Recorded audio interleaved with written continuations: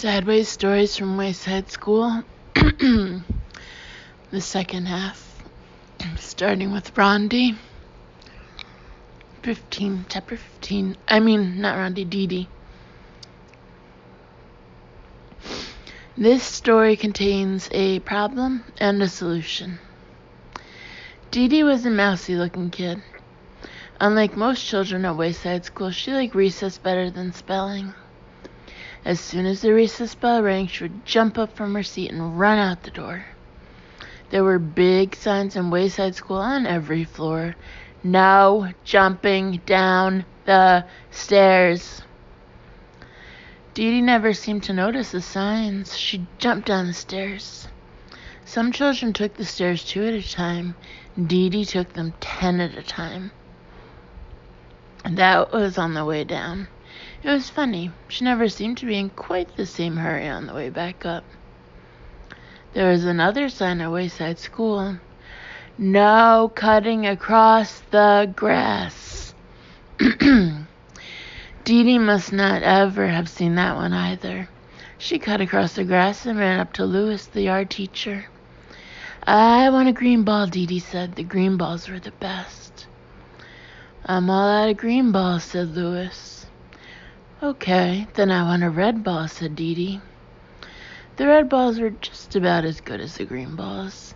They didn't bounce as high, but actually sometimes you don't want a ball to bounce too high. I'm all out of red balls too, said Louis. Do you have anything left? Asked Dee. Dee meant anything besides the yellow ball. There was one yellow ball at Wayside School, and Louis was always trying to get rid of it. It didn't bounce, and it never went the way it was kicked. Anything at all? Asked Dee. Well, today's your lucky day, said Louis. I have one ball left, just for you. The one and only yellow ball. No thanks, said Dee. Aw, come on, take it, said Louis. Why don't you ever have any green or red balls? Asked Dee. I do, said Louis, but the other children asked first. By the time you get out here, they're all gone. Well, but that's because I have to come all the way from the 30th floor. How do you expect me to compete with the kids from the first or second? She asked.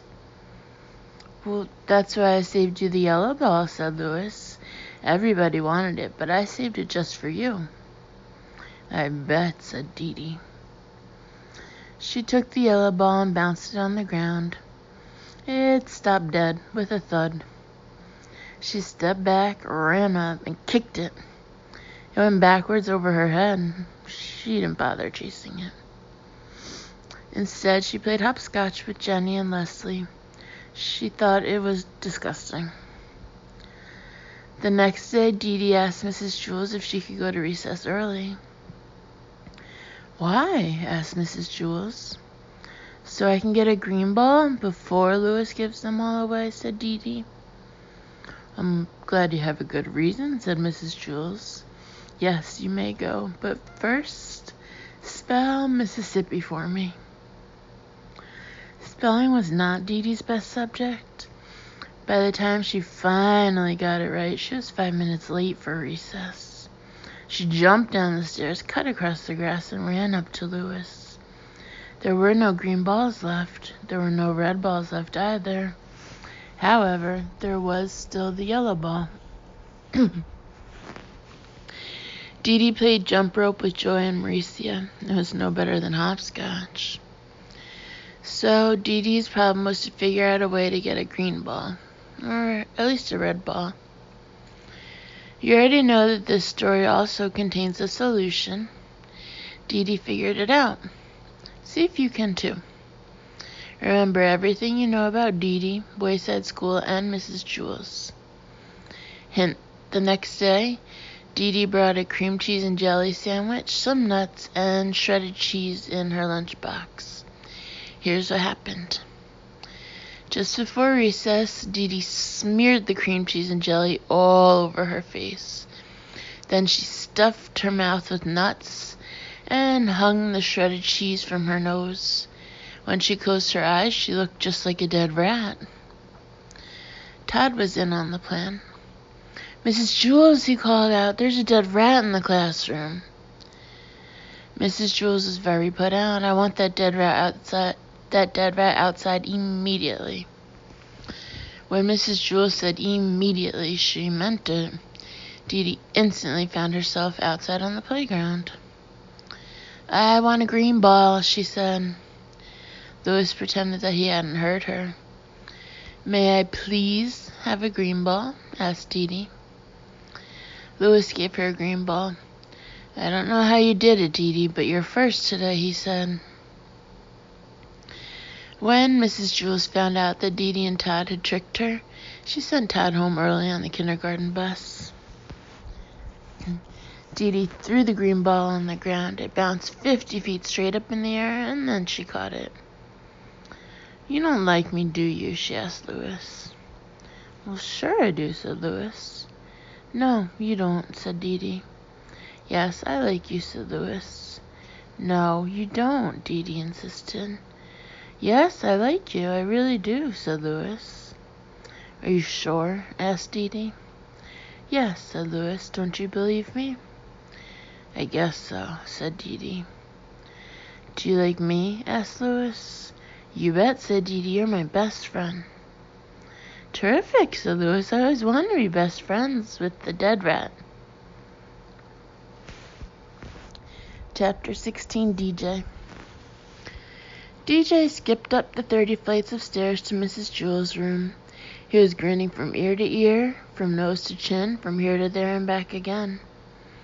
"Hey, DJ," Todd shouted. "Glad to see you." Todd was a pushover for smiling faces.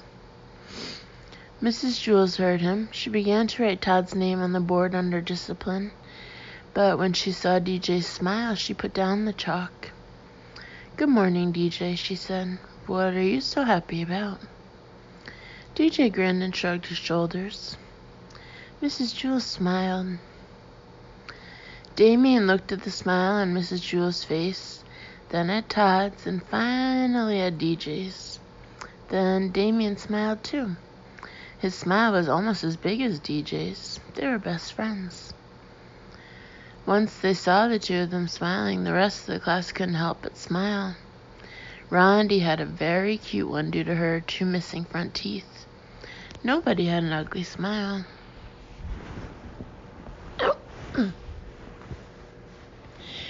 Jason came to school late. He was very upset. But the first thing he saw was Damien's smile, and he felt a little bit better. Then he saw Rondi's toothless grin, and he even began to smile a little himself. But when he saw the piano on DJ's face, he fell, laughing, onto the floor. Everybody started to laugh, even Kathy, and she hardly ever laughed, except when someone hurt himself. The whole room seemed to be laughing, not just the people in it. The blackboard chuckled, the ceiling snickered, the desks were jumping up and down, and the chairs were slapping one another on the back. The floor was very ticklish. It laughed until the walls turned purple. The wastepaper basket started to sing, and all the pencils stood up and danced. Finally, things began to settle down. Mrs. Jules wiped her eyes and said, "DJ, why don't you tell the class why you're so happy? At least let us know what we're laughing about." But DJ just kept on smiling. "Oh, come on, DJ," said Dee. "Tell us." DJ didn't say a word. He couldn't. His mouth was stretched out of shape. "Let us guess," said Ron. "If we guess right, will you tell us?" DJ nodded his head. His smile began to hurt his ears. Everyone took one guess. Have you been swimming? Is it your birthday? Are you in love? Did you get a green ball? Nobody guessed right. At recess, DJ was still smiling. Louis, the art teacher, called, "Hey, DJ, come here."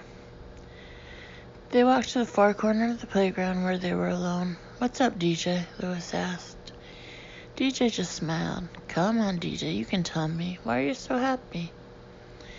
DJ looked up at him. He said, "You need a reason to be sad. You don't need a reason to be happy." Chapter 17, John. John had light brown hair and a round head. He was Joe's best friend. John was one of the smartest boys in Mrs. Jewell's class, but he had one problem. He could only read words written upside down. Nobody ever wrote anything upside down.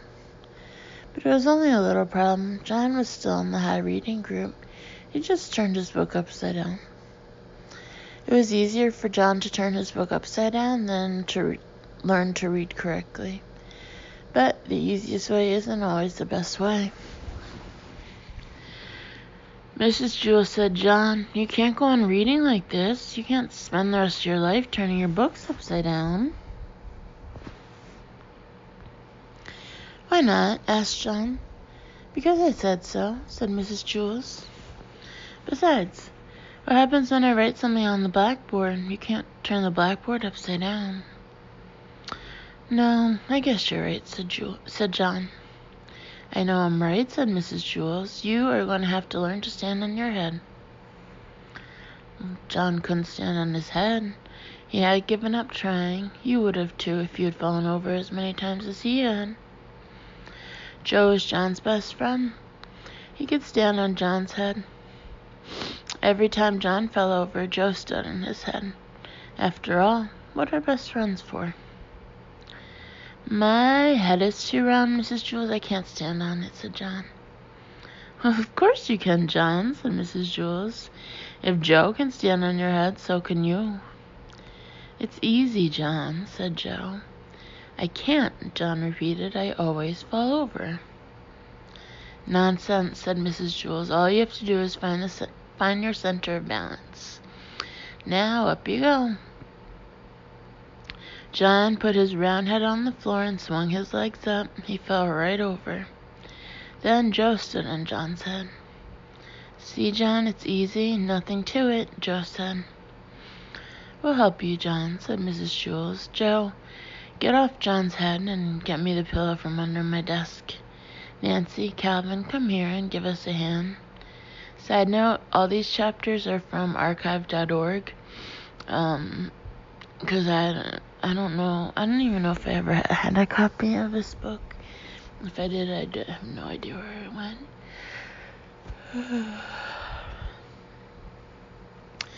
Mrs. Jewell took the pillow from Joe and set it on the floor. "All right, John, we'll surround you," she said. "We won't let you fall." John put his head on the pillow and swung his legs up. He started to fall one way, but Nancy pushed him back up. Then he started to fall another way, but Calvin straightened him out. John kept falling a little bit this way and that way until at last he found his center of balance. And then the next paragraph is upside down. "Hey, look at me," said John. "I'm up, I'm really up. I'm standing on my head. I found my center of balance. It's beautiful. I could read the blackboard. Hey, Calvin, bring me a book. And you don't have to turn it upside down. Ha ha. Hey. Who?" Bam. While Calvin went to get the book, John fell flat on his face. "You better stay off my head, Joe," he warned.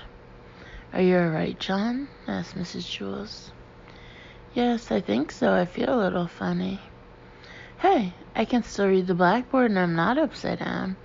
I can read right side up now. When I fell, I must have flipped my brain or something." "That is wonderful, John," said Mrs. Jewell. "Here, put the pillow back under my desk. As a reward, you may have a Tootsie Roll Pop. They are in the coffee can on top of my desk." John placed the pillow on top of her desk. Then he looked under the desk, but he couldn't find the Tootsie Roll Pops anywhere. Chapter 18, Leslie. Leslie had 5 fingers on each hand and 5 toes on each foot. For each hand she had an arm, and for each foot she had a leg. She was a very lucky girl. And she had 2 lovely long brown pigtails that reached all the way down to her waist. When Mrs. Jewell asked a question, Leslie could raise one of her hands. When Leslie was adding, she could count on her fingers. When Paul pulled one of her pigtails, she could kick him with one foot while standing on the other. But Leslie had one problem. She didn't know what to do with her toes. She had 10 adorable little toes and nothing to do with them. As far as she could tell, they served no useful purpose. Suck your toes, that's what I do, said Sherry. But Leslie's foot wouldn't reach her mouth. Well, that's all toes are good for, said Sherry. She put her foot in her mouth and went to sleep. No, thought Leslie, they must be good for something. They just have to be. During recess, she asked Dana, Dana, what do you do with your toes? I scratch the back of my legs, said Dana. First, I scratch my left leg with my right foot. Then I scratch my right leg with my left foot. But my legs don't itch, said Leslie. That's good, said Dana. In that case, you can scratch my legs. With your help, I can scratch both legs at the same time. No, never mind, said Leslie. She walked up behind Louis, the art teacher, and hopped on his shoulders. Louis, said Leslie, I don't know what to do with my toes. Louis tugged her foot. Yes, that is a serious problem, he said. But I'll tell you what I'll do. I'll take them off your hands for you, or rather, your feet.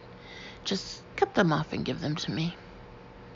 What? Asked Leslie. You don't want them, so I'll take them, said Louis. You won't ever have to worry about them again. No, said Leslie. I'll give them to Miss Mush, said Louis. She can make little hot dogs out of them. Miss Mush was the lunch teacher. No, I'm not going to give my toes away, said Leslie. All right, said Louis. I'll give you a nickel apiece for them. No, you can't have them, said Leslie. Why not? Louis asked. They're no good to you anyhow. And think of all you can buy for 50 cents. The bell rang. I'll think it over, said Leslie. She ran back to class. Mrs. Jules, said Leslie, I don't see any reason for keeping my toes. Oh, Leslie, I'm sure there are lots of good reasons, said Mrs. Jules. Well, I can't think of any. My legs don't itch, and I can't get my foot in my mouth. Louis offered me a nickel apiece for them, and it seems to me like a good deal.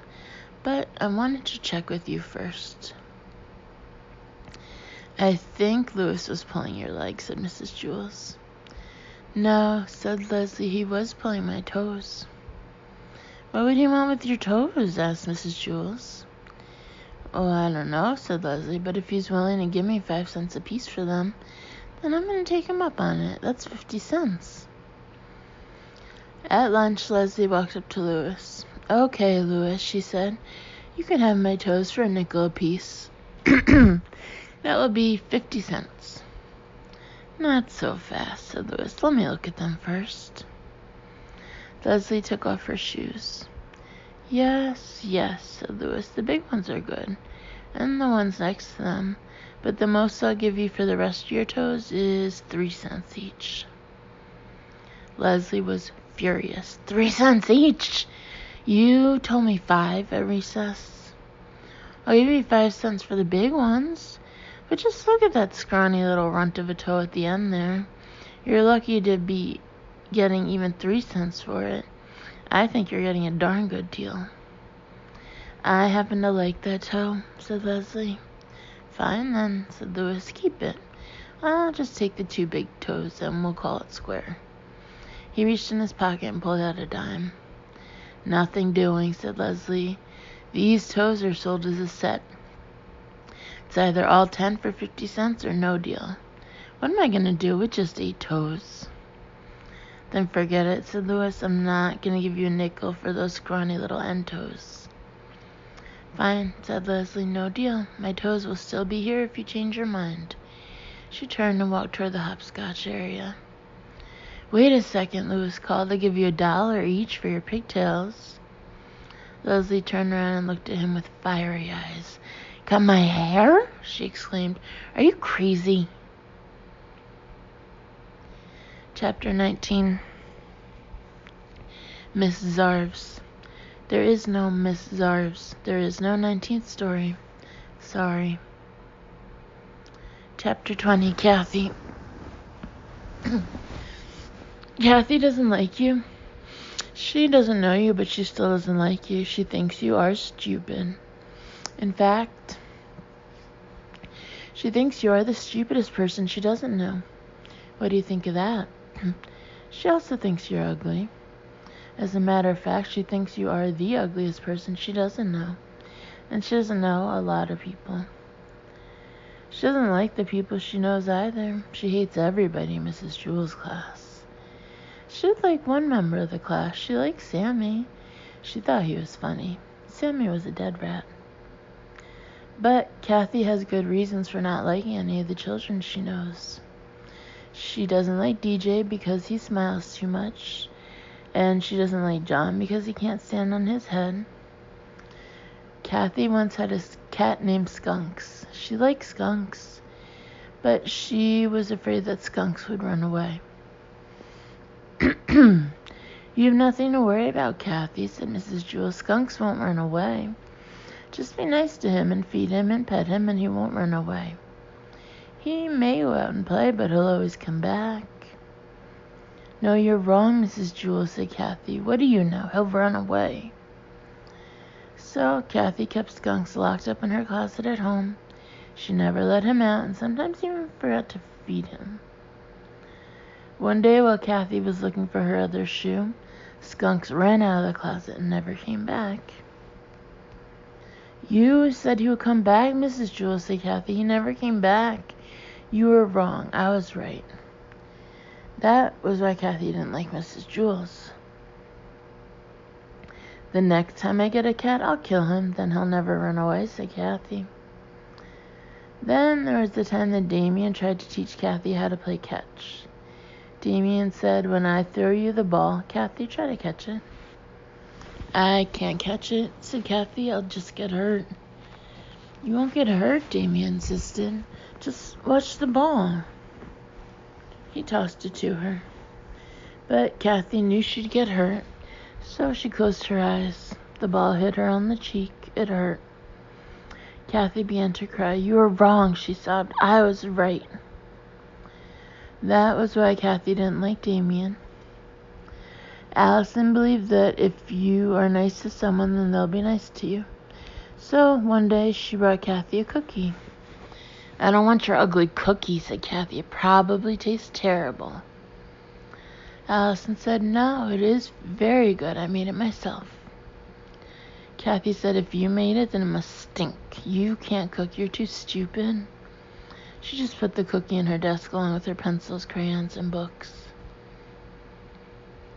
3 weeks later, Kathy was hungry. All right, Allison, she said, I'll try your stupid cookie.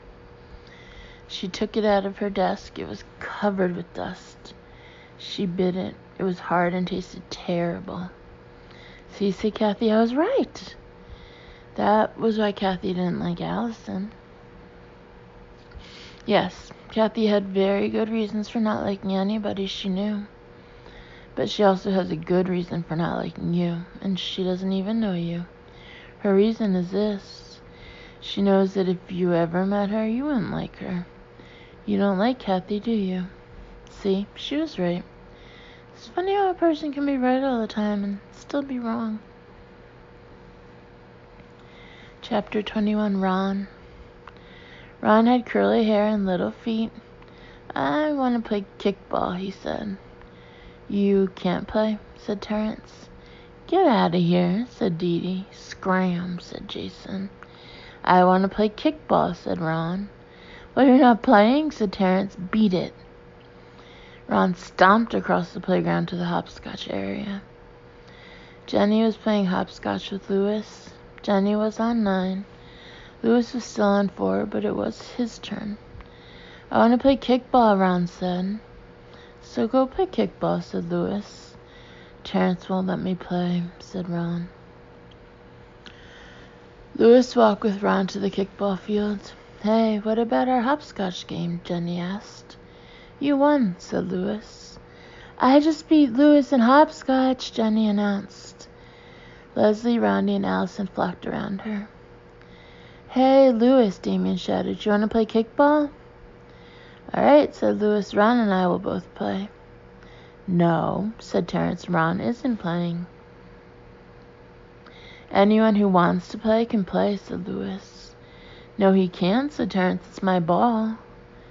It isn't your ball, said Lewis. You gave it to me, said Terrence.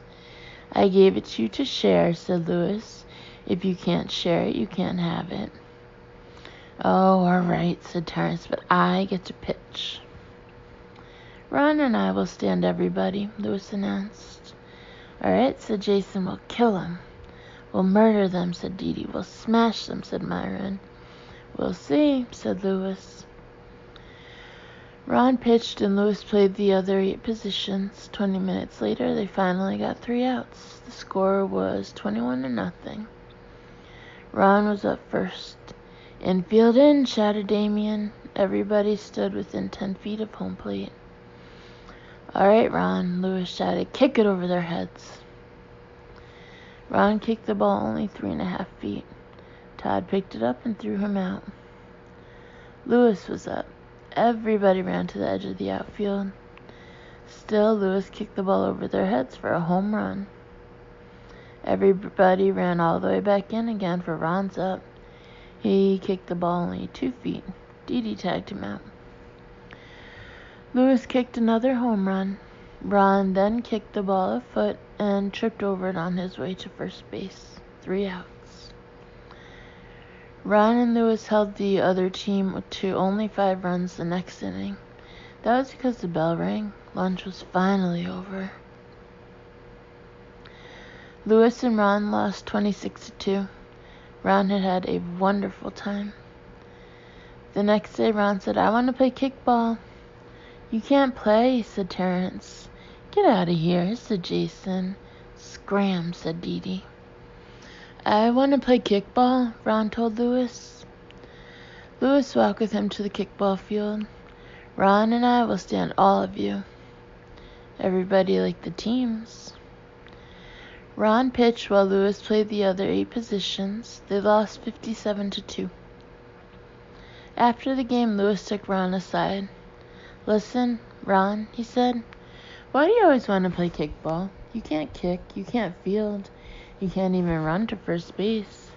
You just get smashed every game. Hey, now wait a second, said Ron. Don't go blaming it all on me. You're half the team too, you know. And with that, he punched Lewis in the stomach. And he punched a heck of a lot harder than he kicked. Chapter 22, The 3 Erics. In Mrs. Jewell's class, there were 3 children named Eric. Eric Fry, Eric Bacon, and Eric Ovens. They were known throughout the school for being fat. Eric Fry sat at this end of the room, Eric Bacon sat in the middle of the room, and Eric Ovens sat at that end of the room. There was a joke around Wayside School that if all 3 Erics were ever at the same end of this room at the same time, the whole school would tip over.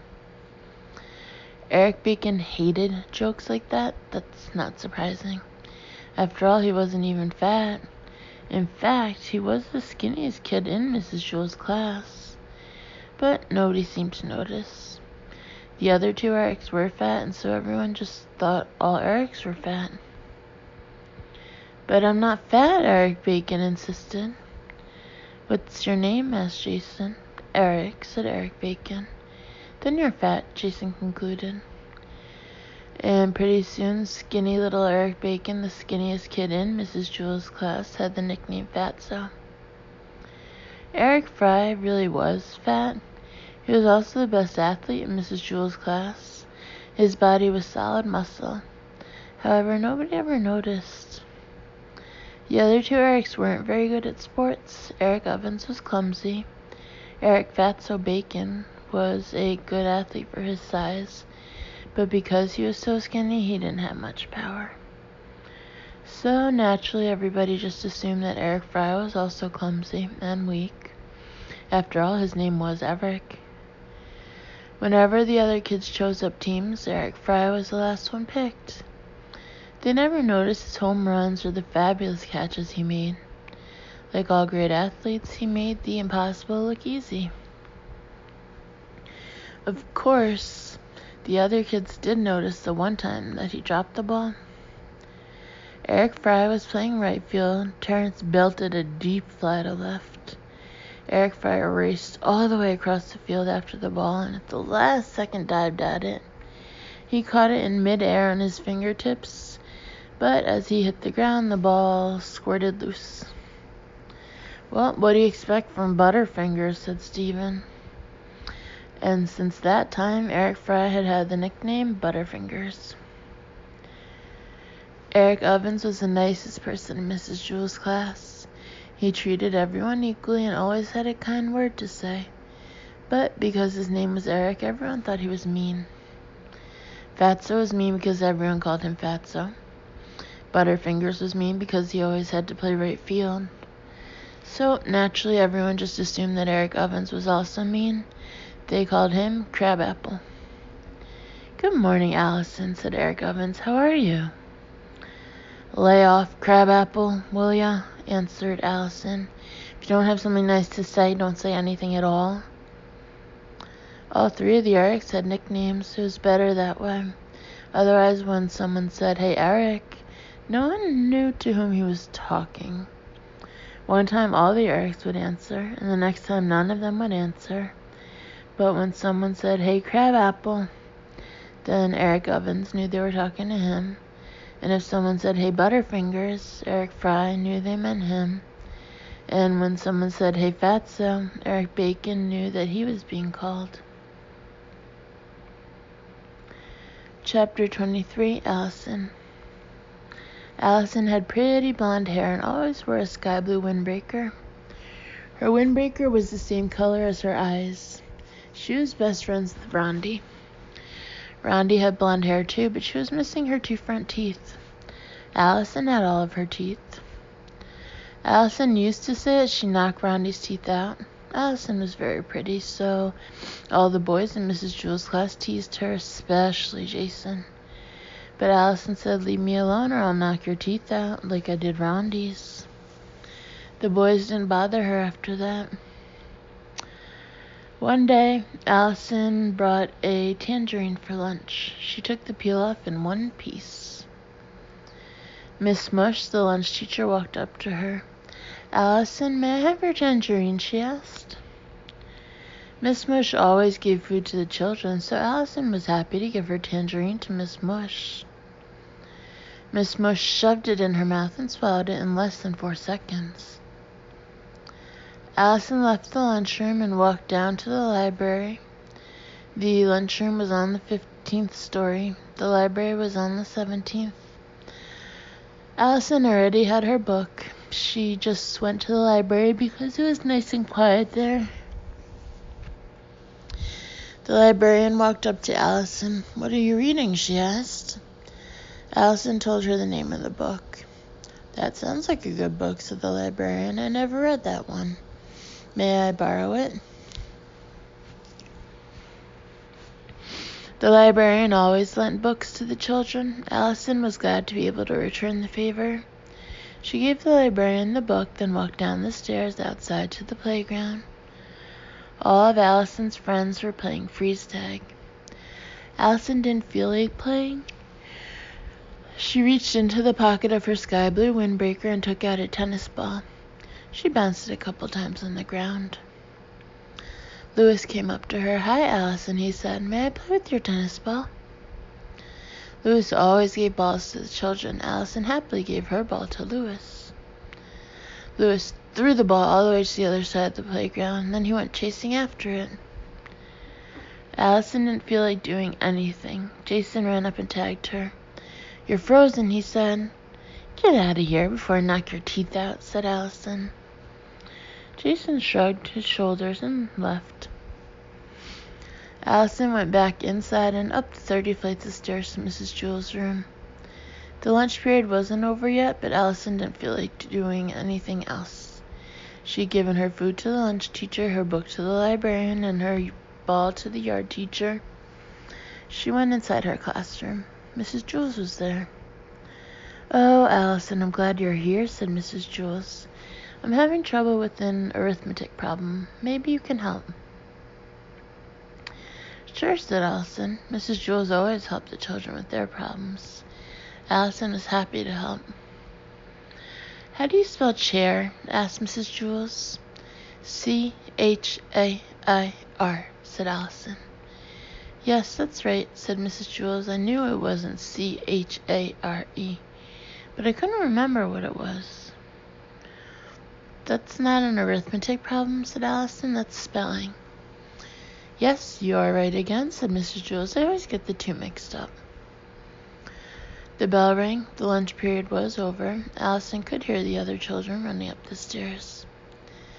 Allison, said Mrs. Jules, you learned a very important secret today, and I don't want you to tell any of the other children, not even Rondi.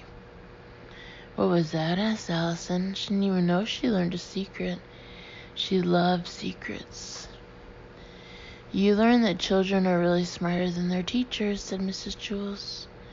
Oh, that's no secret, said Allison. Everybody knows that. Chapter 24, Damien. Damien had hazel eyes with a little black dot in the middle of each of them. The dots were called pupils. So was Damien. He was a pupil in Mrs. Jules' class. Mrs. Jules was about to show the class a movie. She turned out the lights. When it was dark, Damien's pupils got bigger. Damien, said Mrs. Jules, run downstairs and ask Louis if he'd like to see the movie with us. Damien ran down the 30 flights of stairs to the playground. He stepped outside as Louis was hooking up a tetherball. Hey, Louis, Damien called. Do you want to see a movie in Mrs. Jules' class? Louis rubbed his chin. What movie? He asked. Damien shrugged his shoulders. I don't know, he said. I'll be right back. Damien ran all the way back up the stairs to the 30th story.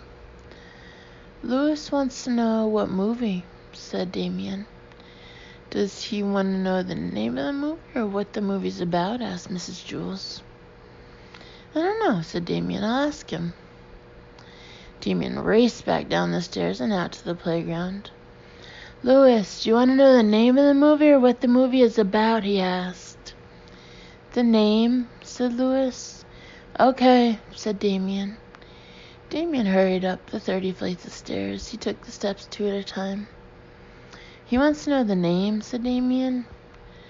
Turtles, said Mrs. Jules. Damien turned around, took a deep breath, and ran back down the stairs. Turtles, Damien told Louis. Hey, that might be good, said Louis. What's it about? I'm not sure, said Damien. I'll find out. Damien raced back up the stairs, but first he stopped to take a drink of water. What's it about, Mrs. Jules? Asked Damien. Turtles, said Mrs. Jules. Damien rushed back down the stairs to tell Louis. Turtles, said Damien. No thanks, said Louis. I don't like turtles. They are too slow. Damien lowered his head and slowly walked up the 30 flights of stairs. His legs were sore, he could hardly breathe, and his side ached. By the time he got to Mrs. Jules' class, the movie was over. All right, class, said Mrs. Jules, I want everybody to take out a piece of paper and pencil and write something about turtles. Damien had missed the movie, but he could still have written something about turtles. Turtles are too slow. But now he couldn't find his pencil. It just wasn't his day. What's the matter, Damien? Asked Mrs. Jules. I can't find my pencil, said Damien. Class, Damien's pencil is missing, Mrs. Jules announced. What did it look like, Damien? She asked. It was long and yellow, said Damien. It had a black point at one end and a red eraser at the other. I found it, said Todd, here by the blackboard. Yes, that's it, said Damien. No, there it is, in the corner by the wastebasket, said Crabapple. Maybe that's it, said Damien. Here it is, said John. It's been in my desk the whole time. No, here it is in my hand, said Joe. I found it, said Rondi. Here it is, said Allison. I have it, laughed EJ. I found it, said Myron. Which one is yours, Damien? Asked Mrs. Jules. Damien studied each pencil. They all look like mine, he said. Fortunately, at that moment, Louis walked into the classroom. He handed Damien a pencil. You dropped this while you were telling me about the movie, said Louis. Thanks, said Damien. Okay, class, said Mrs. Jules, so that we have no more mix-ups. I want everybody to write his name on his pencil. Damien spent the rest of the day trying to write his name on his pencil. Damien's pencil couldn't write on itself. It was just like his beautiful hazel eyes with the black dots in the middle. They could see everything except themselves. And pause on chapter